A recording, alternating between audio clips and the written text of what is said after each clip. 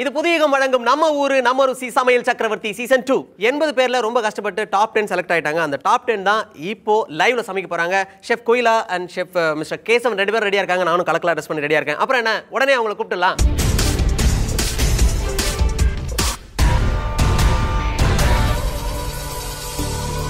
Second level competition இப்போ பிரம்மாண்டமாக start ஆக போகுது. 10 பேர் நீங்கள் இப்போ ரெடியாக நிற்கிறீங்க. இவங்க தான் இன்றைக்கி உங்களை செலக்ட் பண்ண போகிற ஜட்ஜஸ். 45 மினிட்ஸ் சமைக்கிறதுக்கும் 5 நிமிஷம் காய்கறி கட் பண்ணுறதுக்கும் அப்படின்னு சொல்லியாச்சு. ஓவராலாக 50 மினிட்ஸில் நீங்கள் சமைச்சு ப்ரெசென்ட் பண்ணி முடிக்கணும். இப்போ உங்களுக்கு தெளிவாக புரிஞ்சிருக்கும்னு நினைக்கிறேன். இப்போ நீங்கள் உங்கள் இடத்துக்கு போகலாம். உங்களுக்கான காய்கறி கட் பண்ணுறதுக்கான டைம் இப்போ ஆரம்பமாக போகுது. Your time starts now.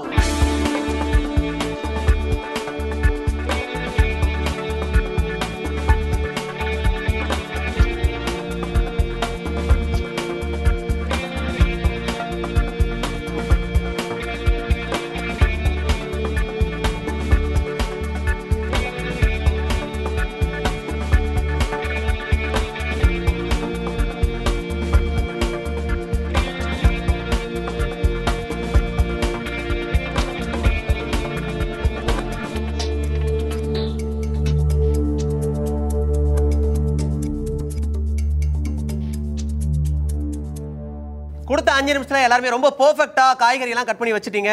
இப்போ உங்களுக்கான டைம் ஸ்டார்ட் ஆக போகுது. ஸ்டார்ட்.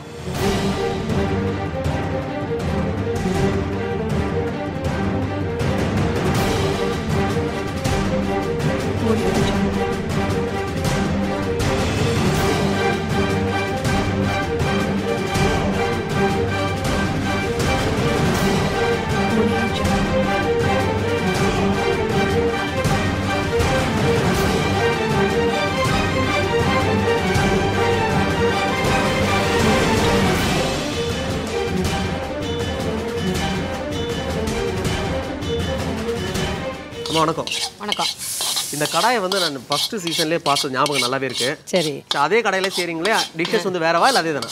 இன்னைக்கு வந்து மட்டன் காடை கிடையாது. சரி, மட்டனில் வரகரிசி பிரியாணி. ஏற்கனவே இந்த போட்டியில் நீங்கள் ஏதாவது இந்த மாதிரி டிஷ்ஷஸ்லாம் செஞ்சுருக்கீங்களா இல்லை புதுசா? செஞ்சுருக்கேன். இன்னைக்கு வந்து வல்லாரை போட்டிருக்கேன். இதுக்கு முன்னாடி என்ன போட்டு செஞ்சீங்க? இதுக்கு முன்னால் காடை வெறும் இதுதான் போட்டிருந்தேன். இப்போ கொஞ்சம் வல்லாரை சாறு அதில் போட்டு பிரட்டி வச்சுருக்கேன் மட்டனில். இதுக்கு பேர் என்னது? மட்டன் வல்லாரை வரகரிசி பிரியாணி. மட்டன் வல்லார பேரை படிக்கிறதுக்கே 2 நாள் ஆகும் போல இருக்கு. வேற என்ன செய்றீங்க? வேற வந்து கோஃப்தா செய்கிறேன். Mutton kofta gravy. Kofta gravy. மொத்தம் எத்தனை டிஷ்ஷஸ் வந்து பிளான் பண்ணி வச்சிருக்கீங்க? 4-5 டிஷ்ஷு பிளான் பண்ணியிருக்கேன். 2 டிஷ் முடிச்சுட்டேன்.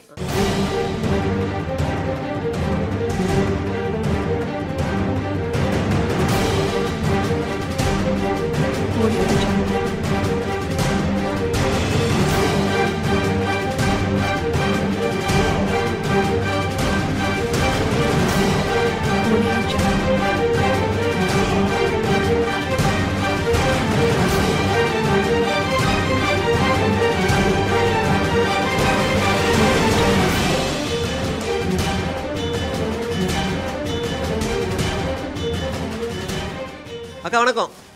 வணக்கம். கொதிக்க விட்டுருக்கீங்களே, என்னது அது? வரகரிசியில் வந்து தயிர் சாதம் பண்ண போகிறேன்.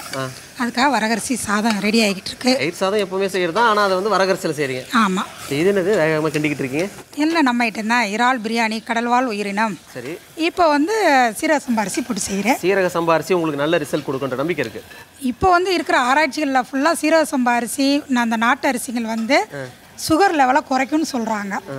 அதனால இப்போ எல்லாருமே மாறிக்கிட்டு வரதுனால நாங்களும் கொஞ்சம் மாறிக்கிட்டு வரோம். பாருங்க, சும்மா இல்லை, ஆராய்ச்சி பண்ணி கண்டுபிடிச்ச அரிசியிலேருந்து ஒரு சமையல் செய்கிறாங்கன்னா எவ்வளோ பெரிய விஷயம். ஆனால் அக்கா வந்து எது பேசினாலும் சரி கேமராவுக்கு தெளிவாக பேசுகிறாங்க. அந்த மாதிரி தண்ணிக்கு பேசுகிறாங்க. All the very பெஸ்ட்டுக்கா.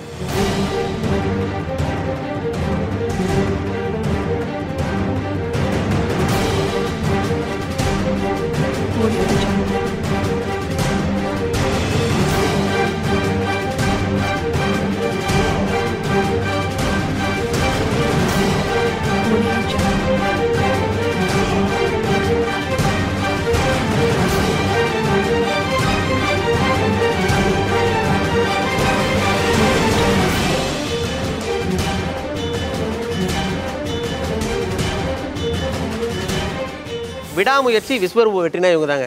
எந்த ஊரில் போட்டி நடந்தாலும் கன்று மாதிரி வந்து நிற்கிறாங்க. ஏங்க அப்படி என்ன தான் சமையல் ஒரு பேஷன் உங்களுக்கு? பிகாஸ் என்னோட ஃபேமிலி மெம்பர்ஸ் வந்து என்னை ரொம்ப என்கரேஜ் பண்ணுவாங்க.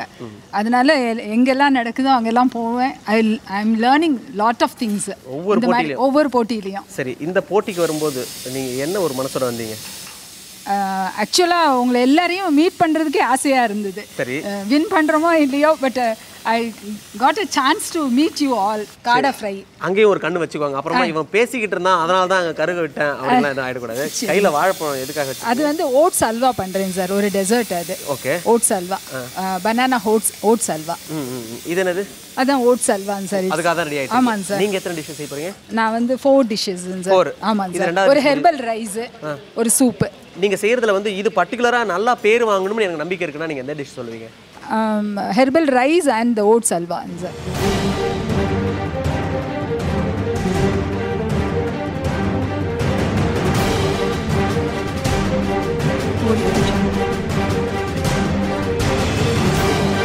உங்களுக்கு கொடுக்கப்பட்ட 45 நிமிஷம் இப்போ முடிய போகுது. உங்களுக்கான கவுண்ட் டவுன் ஸ்டார்ட்ஸ் நவ. 10 9 8 7 6 5 4 3 2 1 ஸ்டாப். 015 சுதா. ஃபர்ஸ்ட் நீங்கள் செஞ்ச டிஷ்ஷோட நேம் எல்லாம் சொல்லுங்கள். இடியாப்பம், கொத்துக்கறி குருமா, குடைமிளகாய் பன்னீர் மசாலா, பழ பணியாரம், காலிஃப்ளவர் ரோஸ்ட்.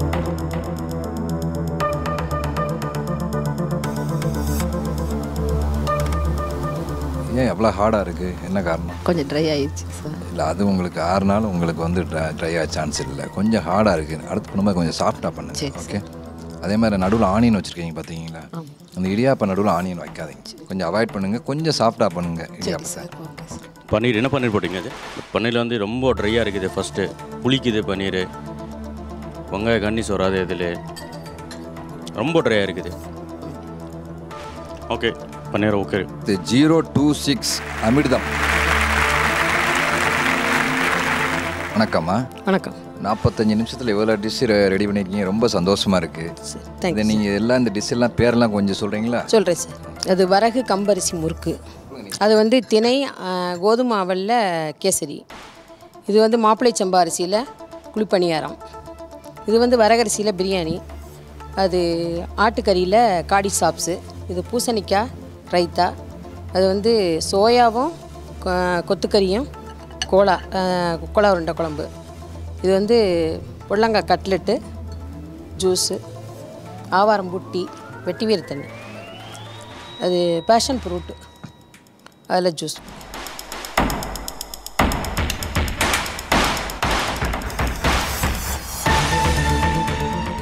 இது பச்சையாக வச்சுருக்கீங்களே, இதை கொஞ்சம் பாயில் பண்ணி கொஞ்சம் அதுக்கு முன்னாடி ஸ்டப் பண்ணிங்கன்னா சாப்பிட ஈஸியாக இருக்குங்களா? இது பச்சையாக சாப்பிடணுங்கிறனால அதில் ஒரு சத்து இருக்குது, அதை சாப்பிடணுங்கிறக்கால எல்லாமே வேக வச்ச ஐட்டம், இது ஒன்று மட்டும். ஆமாம், இதை லைட்டாக நீங்கள் வந்து ஸ்டீம் பண்ணியிருந்தால் கூட போதும். பாயில் பண்ணவும் தேவையில்லை. இட்லி ஸ்டீம் பண்ணியிருந்தால் கூட குக் ஆயிடும். அதுக்கப்புறம் ஸ்டப் பண்ணியிருக்கலாம். சரி. பிரியாணி அதே மாதிரி ப்ராப்ளம். பிரியாணி வந்து ஒன்றும் ஃப்ளேவர் இல்லை, ஒன்றும் இல்லை, டேஸ்ட் ஒன்றும் இல்லையா? செக் பண்ணிக்கலாம் தானே. நான் அப்போ எதுனா சொன்னதான் நான் கொஞ்சம் மசாலா கொஞ்சம் செக் பண்ணி பாருங்கள் எப்படி கொடுக்குறீங்க.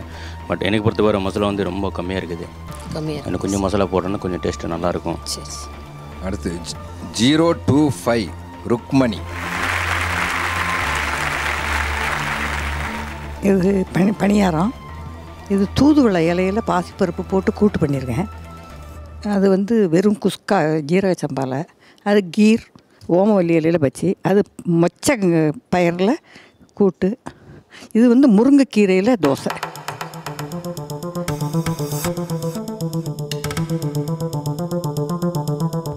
இது என்ன சொன்னீங்க?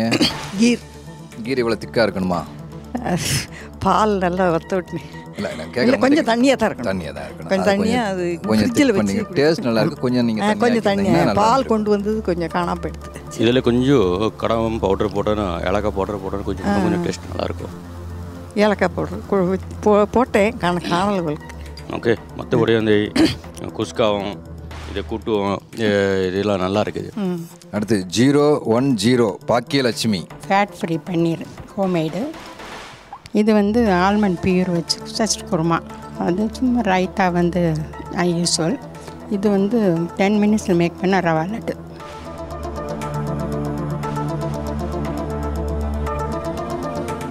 நல்லா பண்ணியிருக்கீங்க, கொஞ்சம் வித்தியாசமாக பண்ணியிருக்கீங்க எல்லாத்தையும் விட.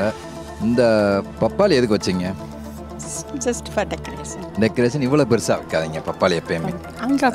இல்லை, இங்கே நீங்கள் சிறுசாகவே வைங்க, இவ்வளோ ஜாஸ்தி இவ்வளோ பெருசு. ஏன்னா அது இந்த ஈக்குவலாக அதுக்கு சரியாக போயிடுது. நீங்கள் வச்சிருக்க ரைஸ்க்கு ஈக்குவலாக இருக்குது. ஓகேவா?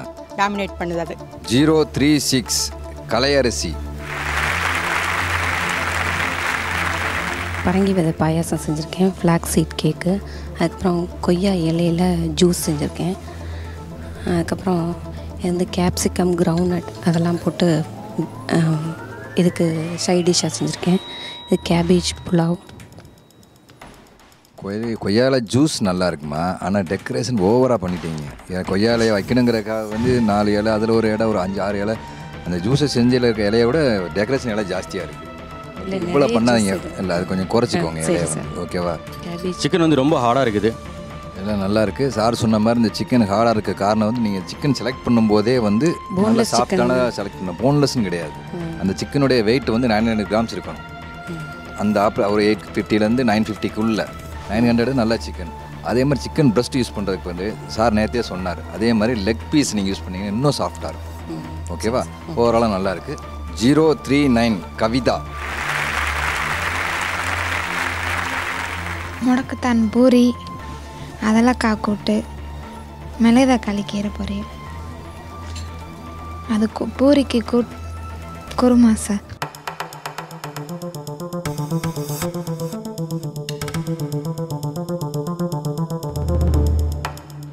பூரி ஏம்மா இப்படி ஷேப் இருக்குது? ஒன்று வந்து பெருசாக இருக்குது, ஒன்று வந்து சின்ன இருக்குது. ஒரு ஷேப் இல்லாமல் பூரி இருக்குது. இது என்ன கார்னிஷ்மா? இது கார்னிஷ் எப்போவும் வந்து ஈட்டேபிள் இருக்கணும். கார்னிஷன் வந்து சாப்பாடு மாதிரி பொருள் இருக்கணும். அது கொத்தமல்லி போட்டிங்கன்னா அந்த மாதிரி அந்த கொத்தமல்லி வந்து பச்சை சாப்பிடலாம்.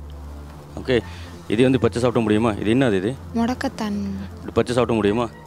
அது பூரியில் ஆக்ட் பண்ணனால வச்சுருக்கேன் சார். கார்னிஷ் எப்போவும் வந்து ஈட்டேபிள் இருக்கணும். ஈட்டேபிள்னால் நம்ம வந்து சாப்பாடு கூட வந்து சாப்பிடணும். பச்சை கேரட் சாப்பிடலாம், பட் இது சாப்பிட முடியாது. தாராளமாக ஃபஸ்ட் டைம் பண்ணியிருக்கீங்க. ஃபஸ்ட் டைமே இந்த அளவு பண்ணியிருக்கீங்கன்னு ரொம்ப பாராட்டக்கூடிய விஷயம். 037 சாந்தி. இது வந்து பீஸா சார். கம்பு கேழ்வரகு 2 ஊற வச்சு அந்த பாலை எடுத்துகிட்டு அதுக்கப்புறம் ரவாயை மிக்சியில் அடித்து போட்டு அதை மிக்ஸ் பண்ணி அதுக்கப்புறம் பீஸா பண்ணியிருக்கேன். மற்ற இப்போ வெஜிடபிள்ஸ் எல்லாம் போட்டு. நெக்ஸ்ட்டு வந்து இது கேபேஜில் வந்து ஒரு அல்வா பண்ணியிருக்கேன் சார். கேபேஜ் அல்வா. இது வந்து கேரட் கீரு. அது வந்து பிரியாணி சார், மட்டன் பிரியாணி. இது வந்து மிக்சர் வந்து ஜவ்வரிசி, அதுக்கப்புறம் ஜவ்வரிசி நூடுல்ஸு, அப்புறம் கடலை முந்திரி இதெல்லாம் வறுத்துட்டு சடனாக செஞ்சிடலாம் டக்குன்னு ஒரு மிக்சர். அதே டைம் வந்து நீங்கள் கேபேஜ் அல்வா சொன்னீங்க. இது ஆமாம் சார். கேபேஜ் அல்வா நல்லா இருக்குது. Very good cabbage halwa. Biryani also good. But இன்னும் கொஞ்சம் வந்து தண்ணி அதிகமாகிடுச்ச மாதிரி தெரியுது. பட் இன்னும் கொஞ்சம் தண்ணி கம்மியாகிட்டேன்னா இன்னும் கொஞ்சம் ரைஸ் வந்து ஓப்பன் ஆகிட்டேன்னா கொஞ்சம் நல்லாயிருக்கும். ஓகே. 033 தமிழ்ச்செல்வி. இது ஐர மீன் குழம்பு சார். இது வந்து மீன் வந்து தோசைக்கல்லில் போட்டு எடுத்தது, பனியாரம் போட்டது. அது வந்து கோலா உண்டை, கறி கோலா உண்டை. இது வந்து ஈரல் கிரேவி, இறால் வறுவல். அது வந்து பெரிய பொண்ணானா களி கொடுப்பாங்க, உளுந்தங்களி. அது வரகரிசி எல்லாம் மாவு மாதிரி பவுடர் பண்ணி வச்சுருக்கோம், சோளம் எல்லாம் கலந்து. அதில் வந்து வெல்லத்தை மிக்ஸ் பண்ணி அது தோசை மாதிரி ஊற்றணும்.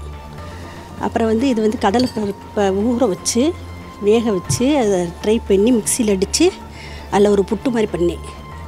இது வந்து சிக்கனை வந்து எண்ணெயில் பிடிச்சி எடுத்து கார்ன்ஃப்ளவர் மாவு முட்டை எல்லாம் போட்டு போட்டோம். எதுவுமே இது பண்ணாமல் சோயா சாஸ் எதுவுமே பண்ணல. வீட்டில் உள்ள பொடிகள் தான் தயார் பண்ணி கொண்டு வந்திருக்கோம்.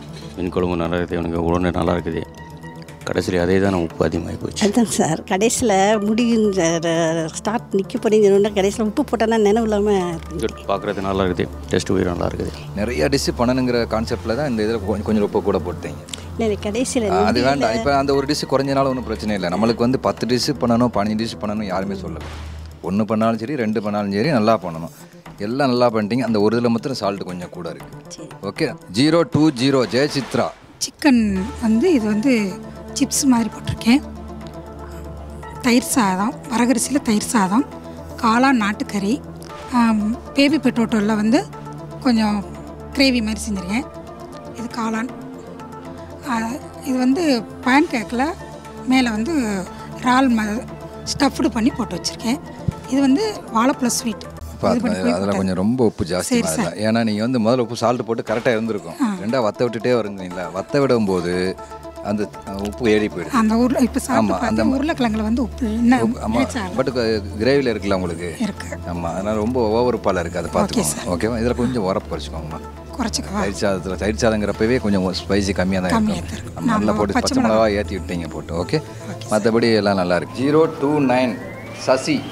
தால் பீட்ரூட் சூப், அப்புறம் ஹெர்பல் ரைஸ் வித் மின்ஸ்ட் மீட் கறி. And for that side dish is kadek roast. The dessert is oats banana halwa. And with the minced masala sir, நான் அப்படியே ஒரு மதுரை ஸ்பெஷல் கறி தோசை போட்டிருக்கேன் சார். இந்த மீட்டு ஏன் அந்த ரைஸ் கூட நடுவில் வச்சு கொடுக்காம ஏன் அந்த கிளாஸ் பவுலில் ஏன் கொடுத்துறீங்க? அது மிக்ஸ் ஆகிடும். அந்த கான்செப்ட் அதுதான், மிக்ஸ் ஆகி தான் கொடுக்கணும். அந்த கிளாஸ் பவுலில் தண்ணி வரக்கூடாது. இது ஹல்வா மாதிரி இல்லை, பர்ஃபி மாதிரி வரைக்கும் டைட்டாக இருக்குது. அது வந்து கொஞ்சம் லூஸாக ஹல்வானா வந்து ஸ்மூத்தாக கன்சிஸ்டன்சி ஸ்மூத்தாக வரணும். Okay sir. நான் வந்து அந்த கீ வெளியில் வர வரைக்கும் வெயிட் பண்ணேன் sir. But should add some more milk. அதில் கொஞ்சம் மில்க் போட்டோன்னா அவனுக்கு கொஞ்சம் நல்லா இருக்கும். இது ரொம்ப ட்ரையாக இருக்குது. சரி, ஹல்வா வந்து suppose to be mashed and smooth. Okay பார்க்குறது அதே மாதிரி கேரட் ஹல்வா வந்து ஸ்மூத் வராது. Carrot halwa should be and thickness எடுக்கலாம். சரிங்க சார். ஓகே, ஸோ இது வந்து கொஞ்சம் லைட்டாக ஸ்மூத்தாக வரணும். சரிங்க sir. Add some more milk. ஓகேங்க சார்.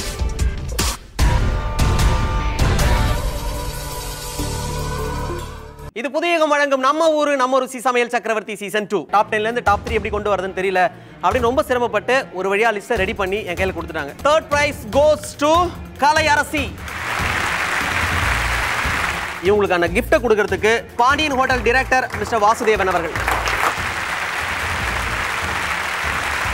தேர்ட் பிரைஸே இன்னொரு பிரைஸ் இருக்கு. அதை கொடுக்கறதுக்கு Tamil Raja marketing manager Vasan dental care மேடிக்கு வரும்படி அன்போடு அழைக்கிறோம். The second place goes to 033 Tamil Chelvi. Crown Agro Products in MD Mr. Amal Peter அவர்கள் மேடைக்கு வரும்படி அன்போடு அழைக்கிறோம். Doctor Naveen clinical head Vasan dental care. The first place goes to 025 Rukmani.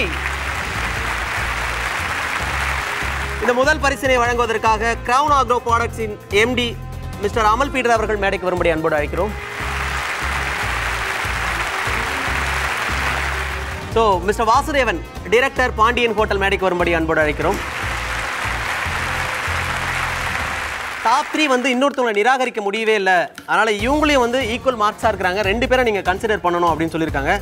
So இதுவும் வந்து டாப் 3ல அந்த தேர்ட் பிளேஸ் இன்னொருத்தவங்களுக்கு அடிஷனலாக போகுது. இது ரொம்ப ரேரான இருக்கும். மதுரை மண்ணில் நடந்திருக்கு. ரொம்ப சந்தோஷம். இன்னும் கூட 7 பேர், அதுலேருந்து ஒரு ஆள் மட்டும் மேடைக்கு வரணும். 029 சசி.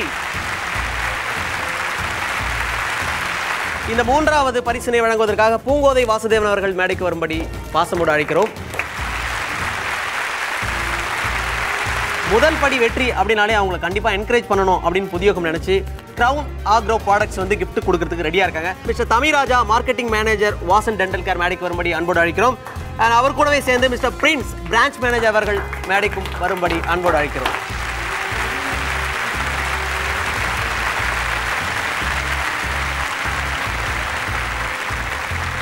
மிஸ்டர் அமல் பீட்டர் அவர்கள் மேடைக்கு வரும்படி அன்போடு அழைக்கிறோம்.